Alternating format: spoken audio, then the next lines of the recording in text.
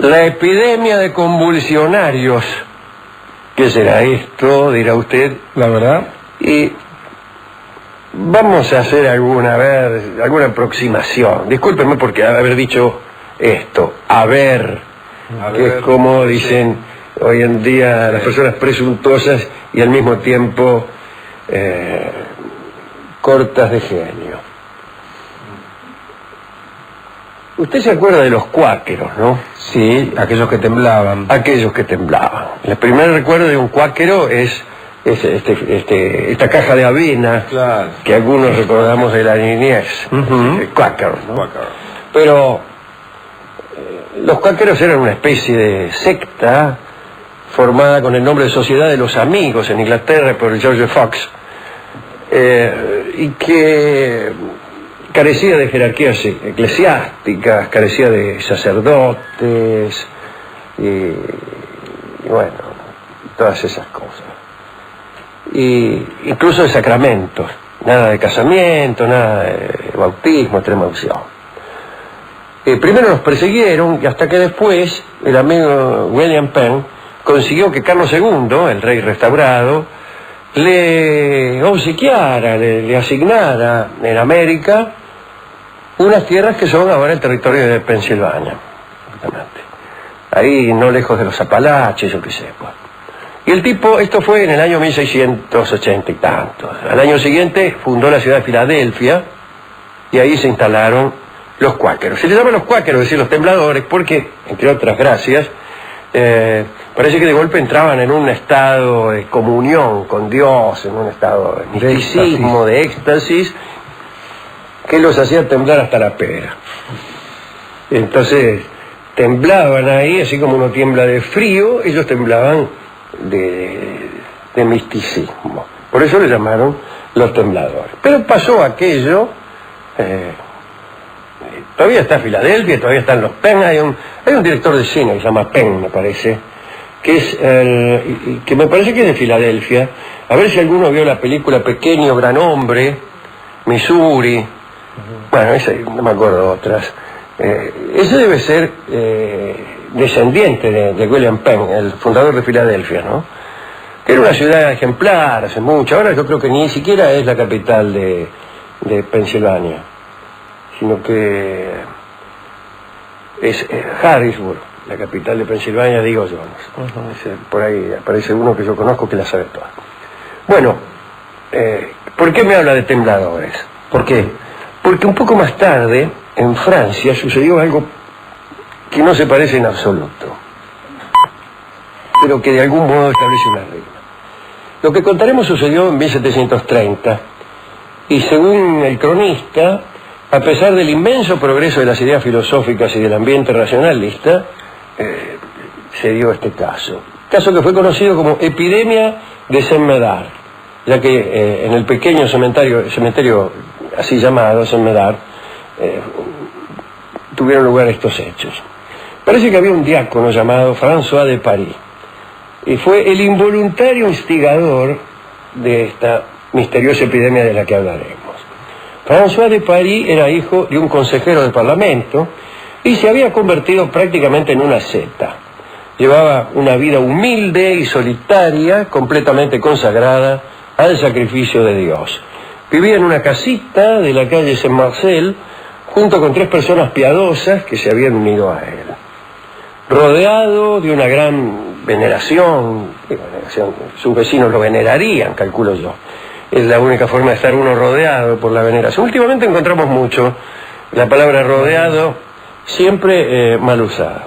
Bien, François de Paris murió a los 37 años a causa del agotamiento físico producido por sus austeridades. Imagínense, el tipo ayunaba, se surtía con un látigo, no sé qué, metía el valero abajo del chorro de agua.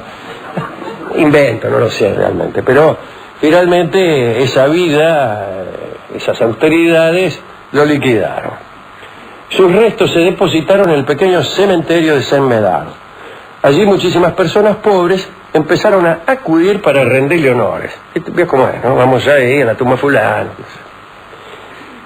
Cuenta la crónica que en aquel cementerio comenzaron a producirse, usted no lo va a creer, Rolón, algunos milagros. El primer caso fue el de una mujer que tenía una parálisis en un brazo, tenía. Rezó ante la tumba de François, se recostó sobre ella y se levantó curada. Después se repitieron esas curas milagrosas, no la de esta mujer. No, se estaba curada. Pero claro, ella se había curado, era muy difícil curarle una enfermedad de la que ya no padecía. Pero otras personas con otras enfermedades también recibieron cura. Las úlceras cicatrizaban, los humores malignos desaparecían, los ciegos recuperaban la vista y los paralíticos sus movimientos, Rolón. Allá por 1731, cuando el diácono venerado llevaba ya muerto 4 años, comenzaron a acompañar a los milagros otros extraños sucesos. Un día parece que llegó un enfermo y se tendió, como era costumbre, sobre la losa de mármol de la tumba. En ese momento experimentó sacudidas por todo el cuerpo y después de haberse agitado y retorcido por horas, incluso delante de una multitud estupefacta, se levantó el tipo declarándose curado. Me he curado, dijo, y se fue lo más fresco. Desde entonces, cientos de miles de personas con alguna enfermedad llegaron hasta aquella tumba y comenzaron a convulsionarse. Y después salían del cementerio de Saint-Médard en ese estado, todavía en un estado convulsivo, medio parecido al baile de San Vito. Llegó a producirse una epidemia entonces de convulsiones y delirios extáticos, ¿no?, en toda la capital de Francia. Multitudes llegaban hasta el cementerio y después regresaban a sus hogares saltando, gimiendo, arrojándose al suelo e incluso rodando por la vereda largos trechos, ponerle 1,5 cuadras. 1,5 cuadras es un cálculo mío, pero eso es un largo trecho. Y para andar rodando por la calle, sí. Imagínense la gente de la casa del tipo que fue al cementerio y vuelve, se abre la puerta y viene el tipo rodando 1,5 cuadras. ¿Quién es? ¿Qué es eso que viene ahí dando vueltas? Sí. Es el tío. Es el tío Roland. El tío Roland, que fue al cementerio de Saint-Médard para ver si se curaba la escarlatina. Lo sacaron rodando. Todos se disputaban los lugares que rodeaban a la tumba, imagínense, y por supuesto también el privilegio de tenderse sobre la losa milagrosa, que es la que generaba este trance, ¿no? Llegaron a establecerse junto a Saint-Médard posadas y tabernas para los que se acercaban hasta allí y debían esperar el turno para entrar en aquel estado delirante.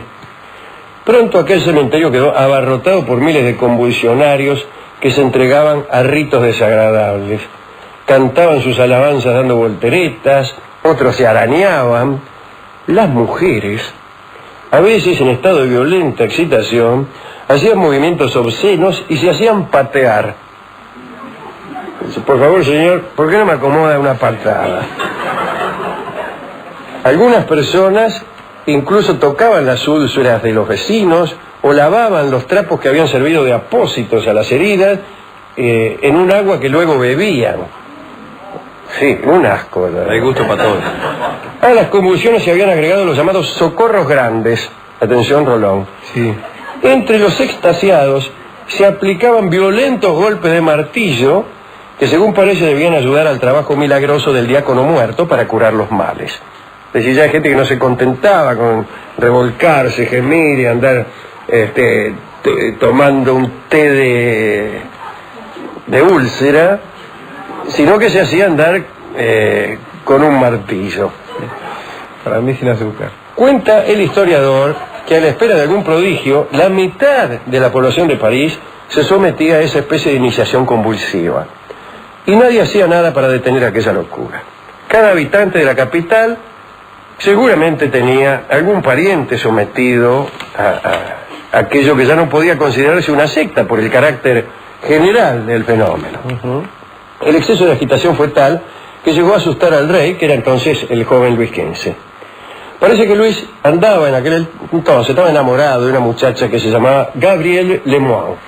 Tenía 22 años y era hermosa. Gabrielle era hija de burgueses vendedores de caballos y había llegado hasta el Palacio de Versalles invitada a una fiesta junto a su familia. Cuando el rey la vio, la convenció de que se quedara en un aposento del palacio a pasar algún tiempito. Los padres naturalmente aceptaron dejarla, orgullosos del ingreso de su hija a la corte de París. No bien Gabriele se instaló en Versalles, Luis quiso seducirla, pero algo se lo impidió. Gabriele, curiosa, había visitado el cementerio de Saint-Médard y había quedado presa del delirio general. Se escapaba todos los días del palacio y se contagiaba de bailes y contorsiones, no contorsiones, desenfrenadas, y se entregaba, qué sé yo, flagelaciones que no vale la pena describir. Se hacía dar aquellos socorros grandes, martillazos, pinchazos, en fin. En poco tiempo Luis vio que la hermosa de la que se había enamorado se había transformado en un ser desagradable y descuidado. Y aquella destrucción de una belleza lo enojó. Y enterado acerca de lo que sucedía en Saint-Médard, decretó algo notable. Mandó a cerrar el cementerio y sobre la puerta se escribió lo siguiente: por orden del rey, quedan suprimidos los milagros en estos lugares. Extraordinario. Extraordinario. La prohibición de los milagros es una actividad muy sana. Además, Luis hizo vigilar la salida de la mina, ¿no? Le brindó todos los cuidados y después, bastante recuperada, la envió junto a su familia. Llévatela, pues. El cierre del cementerio de Saint-Médard no marcó el fin de las manifestaciones histéricas, ni tampoco el fin de los milagros. Cuando los milagros están prohibidos, se hacen más todavía. Durante unos 10 años más, estas convulsiones ya tuvieron lugar en casas particulares, toda vez que estaban prohibidas en público. Mucha gente se hacía enviar a su casa tierrita de la fosa de François de Paris, y empezó a venderse, primero la tierra verdadera y después tierra cualquiera, que los falsarios y mercachifles hacían circular a precios altísimos. Pudieron escucharse todavía por mucho tiempo más gemidos, gritos y agitaciones desde los interiores de muchas viviendas de París, como todavía suele ocurrir, pero con otro origen. A mediados del siglo XVIII, hombres como Chastelier comenzaron a hablar de sugestión y de contagio mental. Ya aparecieron los amigos suyos, Rolón. Sí. Y ya no se atribuían aquellos hechos a proezas del diablo, sino más bien a ver saber qué podredumbre que tenía uno en el marote, ¿no es cierto? Claro, todo de la cabeza. Digamos, para terminar, que el rey Luis XV, para evitar tales sugestiones, ordenó lo siguiente: se prohíbe a todas las personas que pretendan sufrir ataques de convulsiones dar espectáculo en público, ni tampoco sufrirlo en casa, en su habitación o en otro lugar, bajo pena de encarcelamiento por perturbar el reposo general, canejo. Un gesto de autoritarismo insoportable.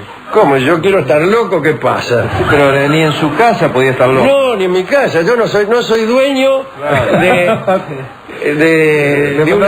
mandarme, iba a decir de otra cosa. Voy a utilizar otro verbo.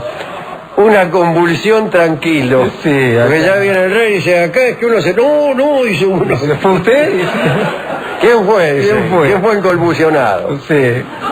¿Usted cómo explicaría, Rolón, desde el punto de vista psicológico, este delirio, esta idea de ponerse a temblar una vez tomado contacto con la tierrita de la tumba de François de Paris?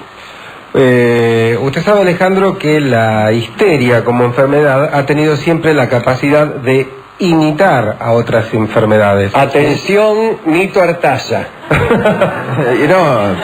Por imitador. Claro. Entonces yo entendí muy bien, pero usted dijo imitar. Verá que en nuestros días, donde parece estar de moda el ataque de pánico, va a escuchar muchas personas. ¿Está de moda el ataque de pánico? Sí, se ha puesto de moda. Tuve un ataque de pánico. Toda la capital, como el chipi-chipi. Como el chipi-chipi, se ha puesto de moda. ¿Por qué? Porque Sucusú, como es el chipi-chipi. Digo, porque bueno, las estructuras histéricas copian la enfermedad del momento. En aquel momento, ¿Ah, sí? Discúlpeme la cercanía de la palabra, sí. La enfermedad que más estaba, digamos, en boga, era la epilepsia. Era la epilepsia, que tenía estas características convulsivas. Y no es casual que más o menos poquito tiempo después de lo que usted nos está narrando, empezó el estudio de las parálisis histéricas, las cegueras histéricas y las convulsiones histéricas. ¿sí? Digamos, ligado a esta capacidad de la histeria de imitar a las enfermedades. En ese momento era la epilepsia la y ahora, discúlpeme, ¿cuál es la enfermedad de moda? El panic attack. El ataque de pánico. ¿Y cómo se manifiesta eso? Digo, para estar a la moda, ¿no? Usted siente como una especie de taquicardia, sí, le da miedo, alguna situación le da miedo, lo que yo llamo el pichiruchi. El pichiruchi. Exactamente, el famoso pichiruchi, ¿se acuerda? Sí, sí, claro. Transpiración, sí, yo tuve pichiruchi durante un tiempo. Le agarró el pichiruchi, decía el médico suyo. Sí, sí, Freddy Nolasco le puso el pichiruchi. El doctor Nolasco. El doctor Nolasco, calificado psiquiatra, sí, le puso el pichiruchi a esa enfermedad que yo me curé, no le puedo decir cómo. Ajá. Pero me la curé. Después me tiene que dar la receta. Sí. Y si a una mina que está bailando con usted le agarra eso, le agarra el ataque de pánico, ¿cómo debe proceder? Primeros auxilios. Claro, atención, amigas, ¿Qué tiene que hacer? Tiene que ayudarla a recuperar un ritmo respiratorio. ¿Sí? Boca a boca. Lo que hay que hacer... ¿Fuerte el ritmo respiratorio o...? No, lento. Si quiere puede acelerarlo y lentificarlo, porque lo que se trata es de llevar su atención a otro punto que no sea... que no sea uno. Claro. No otro punto, tanto que señor. Le pudo haber agarrado pánico a mí. Claro, un momento. ¿Por qué? ¿Cómo diferenciamos el ataque de pánico del pánico propiamente dicho? Es decir, por ejemplo, a mí me corre un tipo con un cuchillo y mientras corro que digo, ¡ay, me agarró el ataque de pánico! ¿No es una buena manera de curarse el pánico ficticio el incurrir en pánicos verdaderos? Está muy bien, como el infierno ese que usted habla de. Claro. Lo que pasa es que el pánico ese que usted llama, el otro también es verdadero, pero sus causas son interiores. El hecho de que lo venga persiguiendo un ñato a usted con un generalmente cuchillo, es exterior. Generalmente es exterior. Bueno, muchísimas gracias, doctor. No, por favor.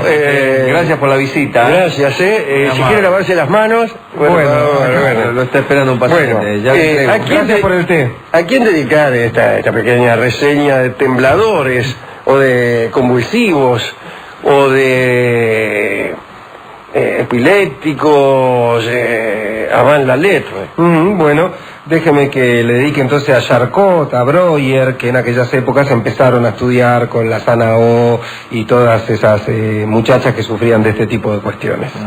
Bueno, ¿y con qué le parece que podríamos amueblar esta pequeña charla que usted ha venido a enaltecer?